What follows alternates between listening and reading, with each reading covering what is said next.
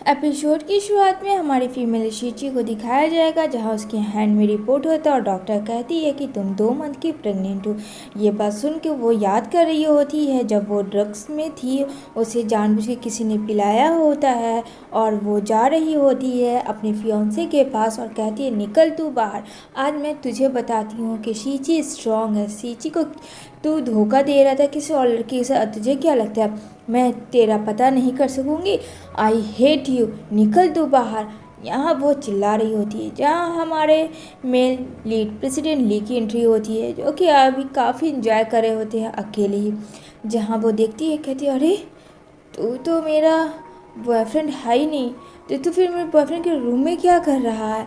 यहाँ पे प्रेसिडेंट ले कहता कौन हो तुम और फिर मुझे क्यों डिस्टर्ब की। वो उसे अंदर ले आता है और दोनों लोग एक दूसरे को देखते हैं। यहाँ पे वो कहता तुमने मुझे ड्रग्स पिलाया है ना? कहती है हाँ, मैं क्यों पिलाऊंगी, मैं तो खुद दुखी की मारी, मैं तो खुद नशा चढ़ा के आई थी आज अपने बॉयफ्रेंड को उसकी मरम्मत करने के लिए, लेकिन मुझे अब नहीं पता था कि उसके रूम में कोई और होगा। और यहाँ पे दोनों जो है एक दूसरे से हंसी मजाक भी कर रहे होते हैं और यहाँ पे दोनों एक दूसरे के क्लोज जा रहे होते हैं। जहाँ सीची बोलती है क्या तुम मेरे साथ इंटीमेट होना चाहते हो? तो कहता प्रेसिडेंटली तुम ही तो आई हो मुझे फोर्स करने के लिए, मैंने कहाँ कुछ किया है। ऐसे करके दोनों एक दूसरे के क्लोज हो जाते हैं और दोनों एक दूसरे के साथ इंटीमेट हो जाते हैं। अब इधर इन लोगों का टाइम स्पेंड हो रहा होता है, जहाँ बाहर प्रेसिडेंट ली का असिस्टेंट खड़ा होता है तो नैन की एंट्री होती है। तो कहता है मैम आप यहाँ, तो अंदर कौन है? जहाँ नैन उसे मारती है एक थप्पड़ कि बेवकूफ़ इंसान, मैं बाहर हूँ, वो कोई और स्ट्रेंजर है। अब वो जैसे ही जाती है अंदर रूम के, जहाँ वो तो चली जाती है सीची, इधर वो आके अपने ड्रेस को ओपन करके प्रेसिडेंट ली के ऊपर हो जाती है ताकि प्रेसिडेंट ली को लगे कि वो सीची की नहीं नैन है। अब यहाँ पे सीची डॉक्टर को कह रही होती है कि प्लीज़ वो उसे अबॉर्ट करवा दे बेबी को, क्योंकि वो सरवाइव नहीं कर सकती है, क्योंकि वो बहुत ज़्यादा गरीब लड़की है। अब क्या करे, जब एक माँ के पास पैसे ही नहीं होंगे तो वो बच्चे की केयर कैसे करेगी? जहाँ डॉक्टर उसके रिक्वेस्ट पे मान जाती है और कहती है ठीक है। इधर जो नैन सीची के बारे में पता कर रही होती है, जब होता है अबॉर्शन, जहाँ उसे एनेस्थीसिया का इंजेक्शन दिया जाता है, लेकिन वहाँ नैन पहुँच जाती है जहाँ डॉक्टर काफ़ी डर जाती है कि आप लोग अंदर कैसे हैं। जब बहुत सारे पैसा लाती है और कहती है कि इसके बच्चे को एबॉर्ट नहीं करना है, अगर तुमने ऐसा किया तो समझ जाना कि मैं तुम्हारा क्या करूँगी, तुम्हें जितने पैसे चाहिए तुम ले लो। इधर सीची को जब होश आता है तो वो बेडरूम में होती है नैन के और देखती है नैन को। यहाँ पे कहती है मेरा बच्चा।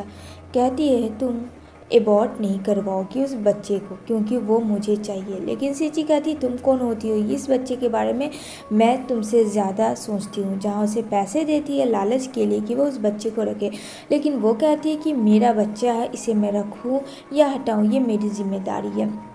जहाँ सीची के डैड आ जाते हैं जो कि बहुत ज़्यादा गरीब होते हैं और कहते हैं एक तो तुमने मुंह काला कर लिया बिना शादी के और तुम अब इस बच्चे को गिरा रही हो, अगर ये हमें पैसे दे रही हैं तो प्लीज़ रख लो सीची, तुम्हें पता है कि हम लोगों को पैसे की कितनी ज़रूरत है।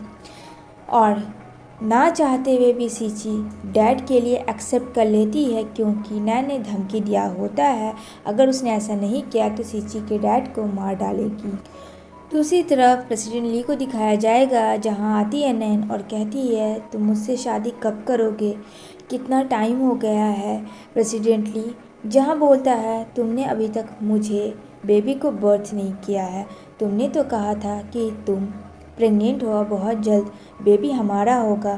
कहती हाँ वो बहुत जल्द ही हो जाएगा। इधर 9 मंथ के बाद का सीन दिखाया जाता है जहाँ सीची दर्द में रो रही होती है और उसने बेबी को जन्म दिया होता है जो कि एक बॉय होता है। यहाँ पे कहती है प्लीज़ मुझे दो मेरा बच्चा, लेकिन फ्रेंड डॉक्टर जो है उससे पहले किसी और को दे देता है, लेकिन वो देख नहीं पाती है कि वो बच्चा उसने किसे दिया था जो कि नैन थी। नैन कहती है जैसा मैं बोलूँ वैसा करो, जहाँ उसका आदमी आके कहता है कि बॉस आ रहे हैं, जहाँ प्रेसिडेंट ली को पता चलता है कि नैन ने उसके बच्चे को जन्म दिया है। अब जो है वो जल्दी से जाती है रूम में और एकदम से नाटक करने लगती है, जहाँ प्रेसिडेंट ली आता है और उसे देखता है, जहाँ बोलती है नैन ये बिल्कुल तुम्हारे तरह गया है प्रेसिडेंट ली, देखो हर एक चीज़ तुम्हारे तरह है, अब तो तुम खुश हो ना, अब तो तुम उससे शादी करोगे ना। जहाँ प्रेसिडेंट ली बोलता है मैं देखूँगा, अभी मैंने तुम्हें कहा नहीं, फिलहाल मुझे अपने बेबी के बारे में देखना। अब दिखाया जाता है 5 साल का लीड, जहाँ प्रेसिडेंट ली और ज़्यादा बड़े रिच बन गए हैं। यहाँ एक लड़की आती है, जहाँ कहती है अंकल चॉकलेट मेरा आपके पास आ गया, क्या आप मुझे दोगे। जहाँ नीचे ज़मीन में चॉकलेट गिरा होता है, जहाँ प्रेसिडेंट ली उठाता है चॉकलेट और वो बोलता है ये लो। जहाँ देखता है कहता है कितनी क्यूट है ये।